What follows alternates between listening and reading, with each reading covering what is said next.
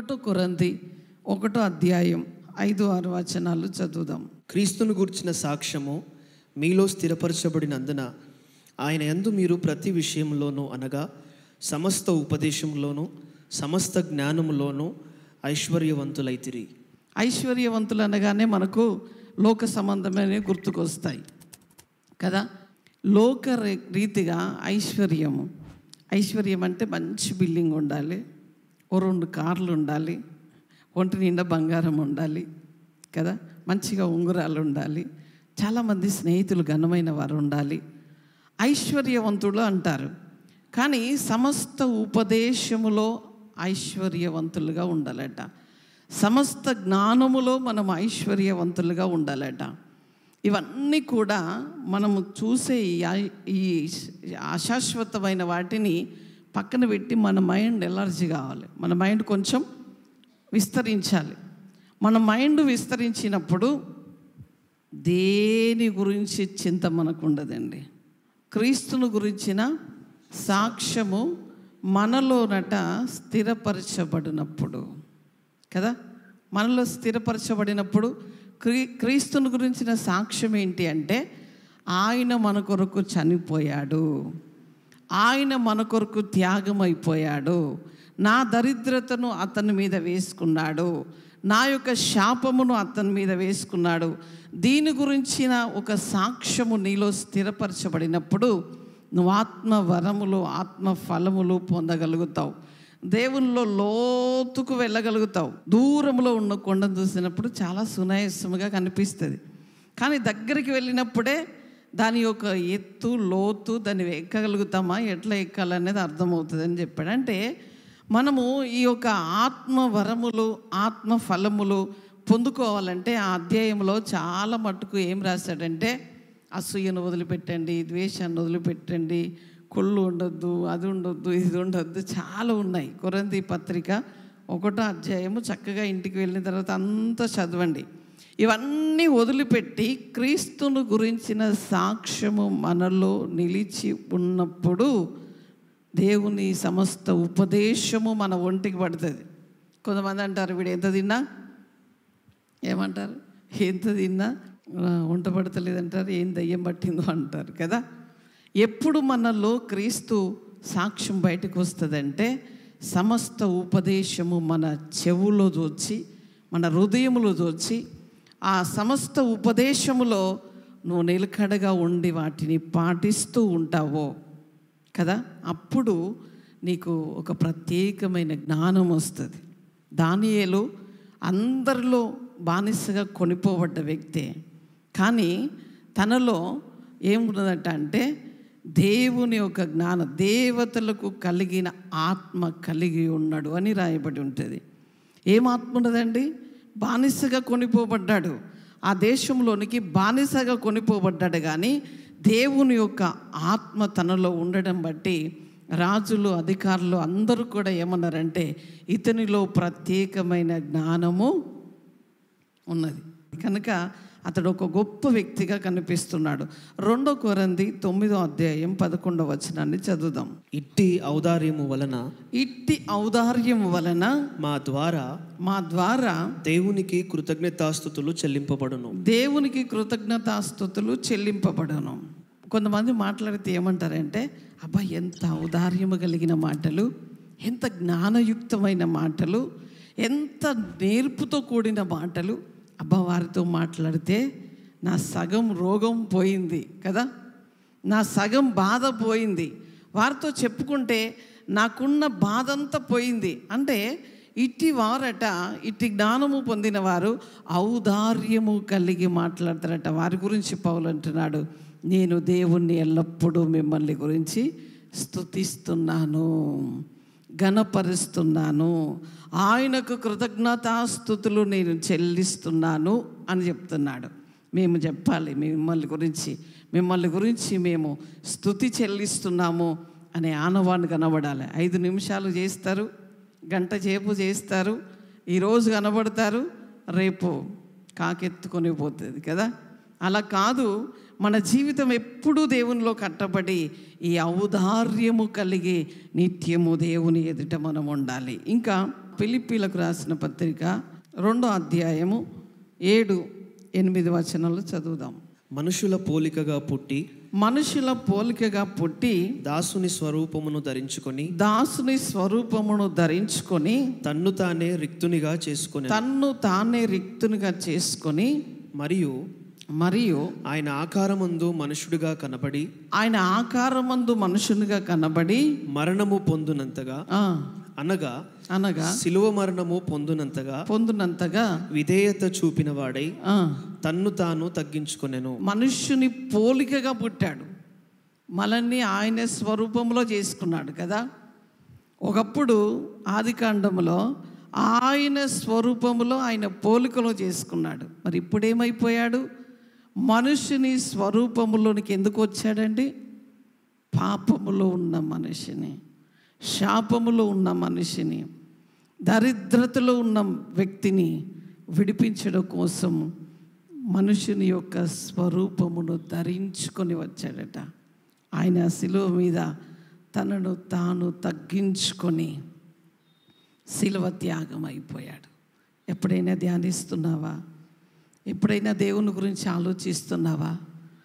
అపవాది అనేక రకాలుగా నీ శరీరంలో శోధించినప్పుడు, నీ మనసులో అనేక రకాలుగా గలిబిలి తీసుకొని వచ్చినప్పుడు, శరీరంలో నిన్ను శోధించినప్పుడు, శిలువ త్యాగము నా యేసు ప్రభు నా కొరకే త్యాగమైపోయాడు, నా కొరకే ఈ యొక్క తలంపులు నాకు రాకూడదనే ఆయన తలంపుల్లో, ఆయన తలలో ముళ్ళ కిరీటం పెట్టబడ్డది కదా.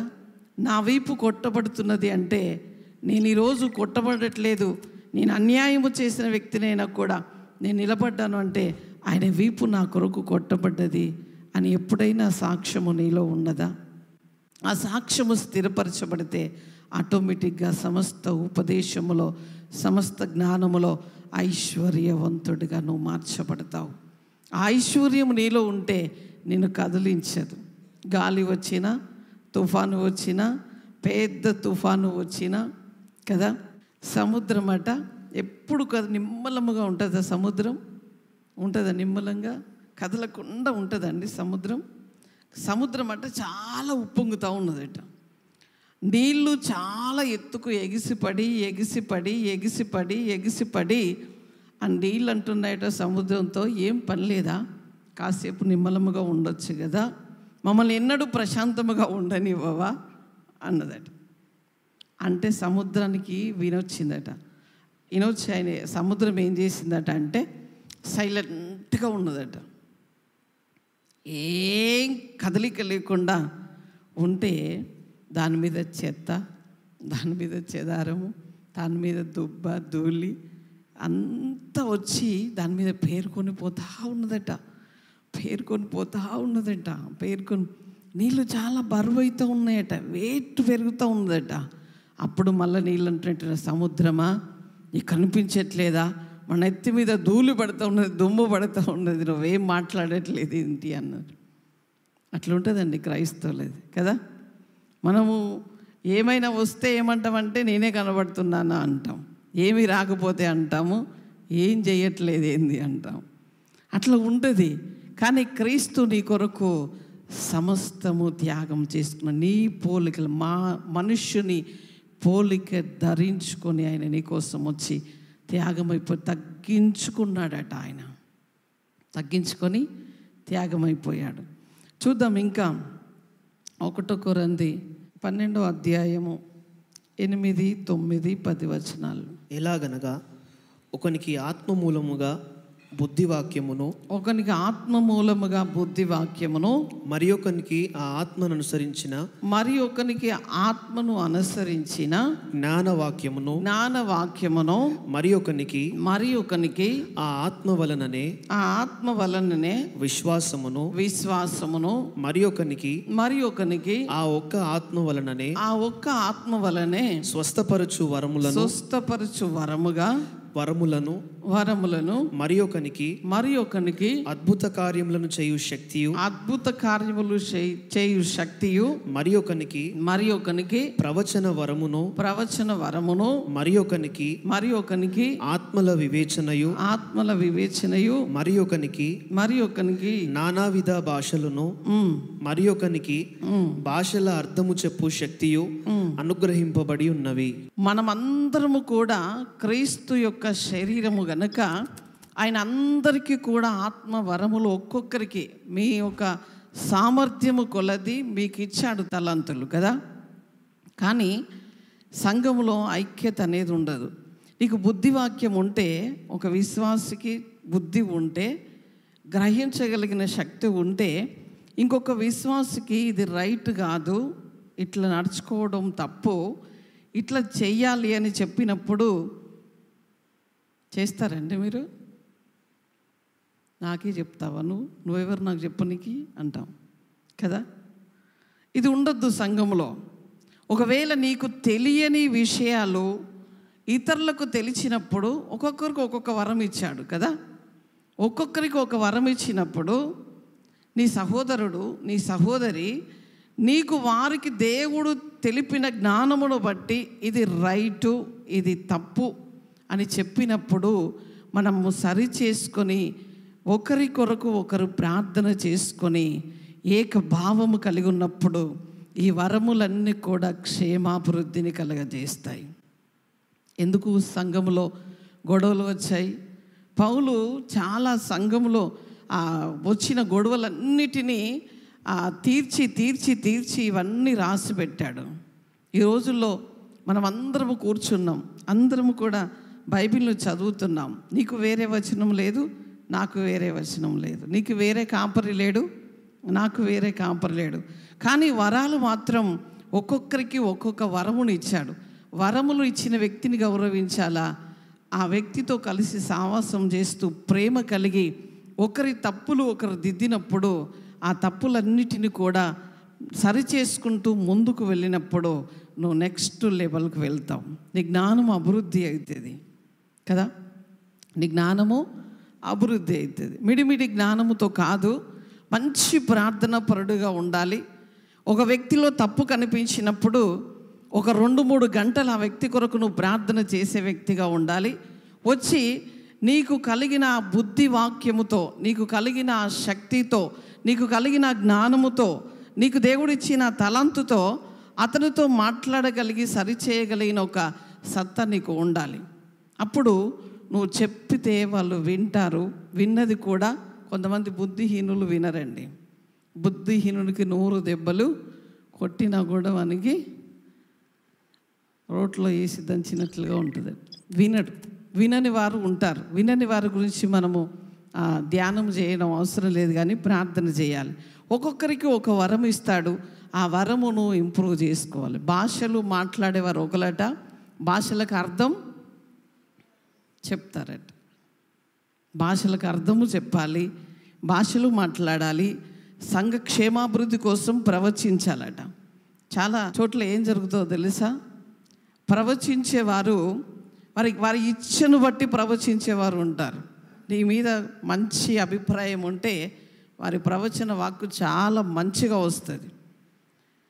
నీ మీద ఒకవేళ కోపము ఉంటే నీ మీద అన్ని రివర్స్ ప్రవచనాలు వస్తాయి. గమనించాలి, ఒక ఆత్మీయుడు ఏది సత్యము ఏది అసత్యము, ఎవరిని వెంబడిస్తున్నాను, ఏ వ్యక్తి నాకు న్యాయము జరిగిస్తున్నాడు, ఏ వ్యక్తి నాకు లాభకరముగా ఉన్నాడని సంఘములో ఉన్న ప్రతి వ్యక్తి గ్రహించాలి. అలాగనే ఒక్కరు కూడా మాట్లాడుతూ ఉంటారు కదా. మనం ఇచ్చిన చిన్న మాట కూడా ప్రభు అక్కడ చూస్తూ ఉంటాడు. ఆ మాటలో మనము తప్పకుండా అది పాటించాలి. ఒకసారి మన నోట్లోకి వచ్చిందంటే, మంచిదైనా చెడ్డదైనా అదేదైనా. వరాల గురించి చెప్పాలంటే చాలా ఉన్నాయి. కానీ చూడండి, ఈ వరములన్నీ ఎవరికి వస్తాయి? సమస్త ఉపదేశములో, సమస్త జ్ఞానములో. మీరు ఐశ్వర్యవంతుల దరిద్రుల తేల్చుకోవాలి ఈరోజు వాక్యములో. సమస్త ఉపదేశములో, సమస్త జ్ఞానములో మీరు ఐశ్వర్యవంతులు అయితిరి అని కొరింథీ సంఘానికి చెప్తున్నాడు పౌలు. ఏమయ్యారో మనం తెలుసుకోవాలి. చూద్దాం. ఇంకా అపోస్తల కార్యం 2వ అధ్యాయం 4వ వచనాన్ని చదువుదాం. అందరూ పరిశుద్ధాత్మతో నిండిన వారై ఆ ఆత్మ వారికి వాక్శక్తి అనుగ్రహించిన కొలది అన్య భాషలతో మాట్లాడసాగిరి. మేడగడ్డి మీద 120 మంది కూడుకున్న వారి మీద ఏమొచ్చిందండి? అందరి మీద బలమైన గాలి వీచింది. పరిశుద్ధాత్మతో నింపబడ్డారు. అందరూ అన్య భాషలు మాట్లాడుతూ ఉన్నారు. పేతురు మీద ప్రసంగించే ఆత్మ వచ్చింది. లేచి ఆయన ప్రసంగిస్తూ ఉన్నాడు. ఆమేన్ చెప్పండి. ఏం ఆత్మ వచ్చింది అంటే క్రీస్తులో ఆయన స్థిరపరచబడ్డా? క్రీస్తుని గురించిన సాక్ష్యం ఆయనలో ఉన్నదా లేదా? క్రీస్తుని గురించిన సాక్ష్యం ఉన్నది కనుకనే 120 మందిలో ఒక్క పేతురు లేచి ఏం చెప్తున్నాడు? ఆయన పునరుద్ధాన బలముతో లేచాడు అంటున్నాడు. ఆయన మరణపు ముళ్ళును విరిచాడు అంటున్నాడు. ఆయన మరణాన్ని జయించాడు అంటున్నాడు. అంటే వాక్శక్తి ఆయనకు అనుగ్రహించిన కొలది ఆయన ఉపదేశము చేసే ఆత్మ తన మీదకి వచ్చిందండి. అందరి మీదకి వచ్చే ఆత్మ సాధారణముగా ఉన్నది. అంటే భాషలు మాట్లాడే ఒక వరముతో అందరూ నింపబడ్డారు. కానీ పేతురు మీదకి ఆత్మ వచ్చింది ప్రసంగించే. నేను ఇప్పుడు మైక్ ఇస్తాను. నేను రాసినవన్నీ మీకు ఎవరికైనా ఇస్తాను. మీరు బాగా చదువుకున్నవారు, మంచివారు, జ్ఞానవంతులు. నిజంగా చెప్తున్నాను, ఇది మీరు బోధించగలుగుతారా? ఆ ఆత్మ మన మీదికి వచ్చినప్పుడు ఆయన మనలో ఉండి మాట్లాడితే తప్ప వాక్యం బోధించడం వల్ల కాదండి. కాదు, నా సాక్ష్యం నేను చెప్తాను. సంఘంలో లేచి దేవుడు చేసిన అద్భుత కార్యము చెప్పమంటేనే గడగడ వణికేదాన్ని నేను. నిజం. సాక్ష్యం చెప్పకపోయేదాన్ని. ప్రభువా, నువ్వు చూస్తున్నావు, నాకైతే అద్భుతం చేసావు, నా జీవితంలో గొప్ప కార్యం చేసావు, నీకు స్తోత్రం అయ్యా. నేనైతే చెప్పా. మైకు పట్టుకోవాలంటే సచ్చే భయం. ఎప్పుడు నేను మైకు పట్టుకున్నాను అంటే పరిశుద్ధాత్మ నా మీదికి వచ్చినాక, పరిశుద్ధాత్మతో నింపబడిన తర్వాత, మామూలుగా రాలేదండి. నా మీదకి పరిశుద్ధాత్మ వచ్చినప్పుడు నేను మోకరించిన వ్యక్తిని అంత హైట్లో నేను లేచాను. మోకాళ్ళ మీదనే అంత హైట్లో నేను లేచి కిందికి మీదికి మోకాళ్ళ మీదనే కొట్టుకుంటూ ఉన్నాను. ఆ పరిశుద్ధాత్ముడు నాలోనికి వచ్చినప్పుడు శక్తి కలిగిన ఆత్మను నాకు ఇవ్వడం ప్రారంభించాడు. ఆ రోజు నేను మైకు పట్టుకున్నాను. నా జీవితంలో ఏం జరిగిందో చాలా స్పష్టముగా నేను చెప్పగలిగాను. చప్పట్లు కొట్టి దేవుని నామాన్ని మహిమపరచండి. నా కోసం కాదు, దేవుని శక్తి బలముగా మన మీదకి వచ్చినప్పుడు మనము బలమైన కార్యములు చేయగలుగుతాం. ఆయనలో స్థిరపరచబడాలి కదా. ఆయనలో స్థిరపరచబడడం కాదు, నాకు డబ్బులు ఈ ప్రభువా, నాకు కారు ఈ ప్రభువా, నాకు బేకిలి ప్రభువా కదా, నాకు మంచి పండుగ వస్తున్నది కదా. చిన్నపిల్లలు ప్రార్థన చేస్తారు, పెద్దవారు ఈ పండుగకు ప్రభువా మేము మంచి బట్టలు అడగద్దని నేను చెప్పట్లేదు. ఈ చిన్న చిన్న వాటి కోసం పాకులాడినంతసేపు ఆ ఉపదేశము మీలో స్థిరపరచబడదు. ఆ ఉపదేశములో మీరు ఐశ్వర్యవంతులు కావాలి. ఈ పైన ఏ గుడ్డలు కట్టుకున్నా చెల్తా, దేవుడు అవేం పట్టించుకోడు. కానీ లోపల నీ ఆత్మ ఎంత బలముగా ఉన్నది, ఎంత పౌరుషము కలిగి ఉన్నది, దేవుని సాక్ష్యము ఎంత బలముగా నీలో ఉన్నది, దేవుని కొరకు నువ్వు ఎంత వైరాగ్యము కలిగి జీవించగలుగుతున్నావు అన్నది ఒక్కటే చూస్తాడు దేవుడు. జీవిస్తున్నారా కదా. 10 మంది చుట్టాలు కనబడితే మన తీరే మారిపోతుంది, మన లెవెల్ మారిపోతుంది, మన భాష చెప్పండి ఏమైపోతుంది. 10 మంది స్నేహితులు కనబడితే యవ్వనస్తులు, నీకంటే నేనేం తక్కువ కాదు, భారత్లో మంచిగా డ్యాన్స్ వేసి మందు కొడతారు. ఉపదేశము నీలో స్థిరపరచబడాలంటే అల్లరితో కూడిన ఆటపాటలు. అందుకే నేను చెప్పాను, తిరుగుబోతులు, తిట్టుబోతులు, ఒదురుబోతులు, ఇవన్నీ ఉంటాయి అందులో. 1 కొరింథీ మొత్తం చదవండి, బాగా చదవండి. 1కి 4 సార్లు చదవండి. ఏమేమి మాట్లాడాలి, ఏమేమి మాట్లాడకూడదు, మన ఇంట్లో ఏముండాలి, అసూయలు, కలహములు ఇవన్నీ ఉండకూడదని అధ్యాయంలో ఉంటుంది. అదంతా మీరు తర్వాత చదువుకోండి. 2 కొరింథీ 8వ అధ్యాయం 7వ వచనాన్ని చదువుదాం. మీరు ప్రతి విషయంలో అనగా విశ్వాసమందును ఉపదేశమందును జ్ఞానమందును సమస్త జాగ్రత్త యందును మీకు మా ఎడలనున్న ప్రేమ యందును ఎలాగూ అభివృద్ధి పొందుచున్నారో అలాగే మీరు ఈ కృపయందు కూడా అభివృద్ధి పొందునట్లు చూచుకొనుడి. విశ్వాసం ఉన్నదట, జాగ్రత్త ఉన్నదట, ఉపదేశమందు చాలా చెవులు నిక్కబుడుచుకొని వింటున్నారు. ఈరోజు వాక్యం ఎవరు చెప్తారంటే వాళ్ళ ఇష్టం, ఫ్యాన్స్ ఉన్నవారి వాళ్ళ వాక్యం వినడానికి తెలుగుతూ ఉంటారు. కానీ దానిలో నువ్వు స్థిరపరచబడుతున్నావా? చూడండి ఇక్కడ ఏమంటున్నా అంటే, మా ఎడల మీరు చూపించే ప్రేమ ఈ కృపయందు కూడా, మరి కృప లేకుంటే మనం ఎవరము కూడా బ్రతకలేము కదా. మా ఎడల చూపించే ఈ ప్రేమ, ఈ కృప, ఈ విశ్వాసము, ఈ ఉపదేశము మేము చెప్తున్నది వింటున్నారు కదా, ఈ కృపలో కూడా మీరేం చేయాలి? నిలిచి ఉండాలట. కృప ఏంటిది? కృప నిన్ను బ్రతికిస్తుంది, కృప నిన్ను బాగు చేస్తుంది, కృప నీ భవిష్యత్తును మారుస్తుంది, కృప నీ తలరాతను మార్చివేస్తుందండి. కృప నీ తలరాతను మారుస్తుంది. నిన్ను కన్న తల్లిదండ్రులు మార్చలేకపోవచ్చు, నీ తలరాతను నువ్వు మార్చుకోలేకపోవచ్చు, నీ భవిష్యత్తును నువ్వు దిద్దుకోలేకపోవచ్చు. కానీ ఈ కృప నిన్ను, నీ భవిష్యత్తును మొత్తము తారుమారి చేసి ఒక ఉన్నతమైన స్థానంలో నిన్ను కూర్చోబెడుతుంది. ఈ కృప నిన్ను, నీ భవిష్యత్తును అందమైనదిగా చేస్తుంది, నీ బలహీనతను బలముగా చేస్తుంది, నీ యొక్క నిందెను కొట్టివేసి, నీ అవమానమును కొట్టివేసి నీకు ఘనతనిచ్చేది ఈ కృప. ఈ కృపను నిర్లక్ష్యము చేయొద్దు అంటున్నాడు. ఎవరు? పౌలు గారు చెప్తున్నారండి. దేన్ని నిర్లక్ష్యం చేయొద్దు? కృపను నిర్లక్ష్యము చేయొద్దు. కృపను నిర్లక్ష్యం చేస్తే నీ జీవితం అంతా కూడా పతనమైపోతుంది, చాలా కంపు కొడుతుంది. కృపను నిర్లక్ష్యము చేసిన జీవితాలు బైబిల్ గ్రంథంలో చాలా నాశనానికి నడిపించినట్లుగా చూస్తున్నాం. కానీ నా జీవితం ఎలా ఉండాలంటే అందమైన కట్టడలాగా ఉండాలి. నా జీవితము ఒక రాజుగారి ఇంటిలో విలువైన పాత్రగా ఉండాలి. నా జీవితం ఎలా ఉండాలంటే ఒక రాజు కుటుంబంలో పుట్టిన ఆమె కుమార్తెగా నీ జీవితం ఉండాలి. అందుకు నువ్వేం చేయాలంటే ఆ కృపలో నిలిచి ఉండాలి.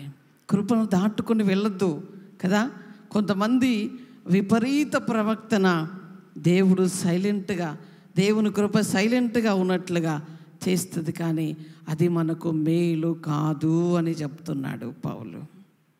ముందున్న సేవకులను గౌరవించడంతో పాటు, వారి ఉపదేశమును గౌరవించడంతో పాటు, వారి విశ్వాసమును చూసి మీ విశ్వాసము బలపరచుకుంటూ పాటు కృపను కూడా మీరు నిర్లక్ష్యపరచకుండా ఆ కృప కొరకు మీరు పరిగెత్తాలి. ఆ కృప కొరకు పరిగెత్తాలంటే దేవుని పాదాలు పట్టుకొని కూర్చోవాలి. చూడండి, సేవకులతో గంటసేపు మాట్లాడమంటే మాట్లాడతారు, దేవుడి దగ్గరికి వెళ్ళి మాట్లాడమంటే, ఇప్పుడు నేను చెప్తాను, ఒక రోజంతా నేను మీతో మాట్లాడతాను, ఇక్కడ వచ్చి ఉండండి, ఉదయం 6 గంటల నుంచి సాయంత్రం 6 గంటల వరకు మనం మంచిగా ఎంజాయ్ చేద్దాం, మాట్లాడుకుందాం అంటే మీరందరూ వస్తారా? రారా? వస్తారు.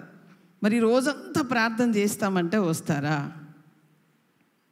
కానీ మనం రోజంతా ప్రార్థన చేయడానికి కొనుక్కోవాలి. దేవుని కృప కొరకు కనిపెట్టేవారిగా ఉండాలి. దేవుని యొక్క ఐశ్వర్యము కొరకు కనిపెట్టే, ఈ ఐశ్వర్యం ఏం చేస్తుందంటే మన లోనికి వస్తుంది. ఐశ్వర్యము ఎలీషాను పాతిపెట్టింది కదా. ఎలీషాను పాతి పెడితే అక్కడ యుద్ధంలో గొడవకు వస్తూ ఉంటే ఒక శవాన్ని తీసుకొని వస్తున్న ప్రజలు ఆ భయాక్రాంతులయ్యి ఆ శవం అక్కడ కొంచెం తోడిన తర్వాత అక్కడ వదిలిపెట్టి పోయారు. ఎక్కడ వదిలిపెట్టి? ఎలీషా యొక్క పాతిపెట్టిన స్థలంలో వదిలిపెట్టిపోయారు. అదే స్థలంలో తీస్తున్నారు. వారికి అప్పుడు స్థలాలు లేవో మరి అక్కడ ఏమి కనిపించకుండా అయితే తీశారో కదా, ఇప్పుడు కూడా తీస్తూ ఉంటే కొన్ని వెళ్తూ ఉంటాయి అందులో నుంచి. అట్లనే అప్పుడు కూడా వెళ్ళాయి. అయితే ఈ శవం అట దానికి తగిలిందట. దేనికి?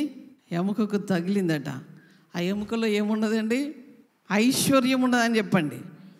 ఐశ్వర్యం ఉన్నది. ఏ డాక్టర్ దగ్గరికి వెళ్ళినా ఐశ్వర్యం దొరకదు. ఎన్ని ఔషధాలు నూరినా కూడా ఔషధం దొరకదండి. ఎక్కడున్నది మరి ఐశ్వర్యం? ఎక్కడున్నది? ఎలీషా యొక్క శైలంలో ఉన్నదట. ఆయనకు తగలగానే శవం అట దిగ్గున లేచి కూర్చున్నదట. ఎట్లా? దిగ్గున లేచి నడవసాగిందట. ఈ ఐశ్వర్యము కావాలా మీకు? ఈ ఐశ్వర్యము కొరకు మనము నిత్యము ప్రయాసపడాలి. ఈ ఐశ్వర్యం మనకు కావాలి.